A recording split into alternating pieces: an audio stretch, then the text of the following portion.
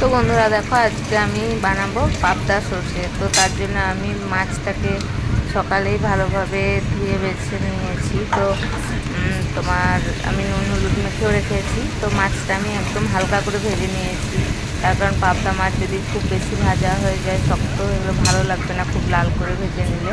তার কারণ পাবদা মাছ খুব নরম মাছ, তো তার জন্য একটু হালকাই ভেজে নিতে হবে।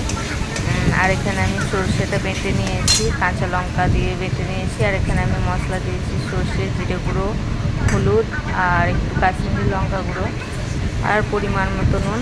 আর কাঁচা লঙ্কা আমি যেহেতু বেটে দিয়েছি সেহেতু আমি আর লঙ্কা গুঁড়ো দিইনি, তার কারণ আমরা ঝালটা একদম খাইনি। আমি আগেও বলেছি, এখনও বলছি, আমরা ঝাল একদম কম খাই, তার জন্য ঝালটা দিইনি। তো ওতে হালকা একটু ঝাল হয়ে যাবে। তো এরকম মাছগুলোকে আমি ভেজে রেখেছিলাম একদম হালকা করে। তো এবার সর্ষের গ্রেভিটা ফুটে উঠেছে, এবার আমি মাছগুলোকে দিয়ে দিলাম। তো এবার ঢাকা দিয়ে দেবো, একটু ফুটিয়ে নামিয়ে নেব।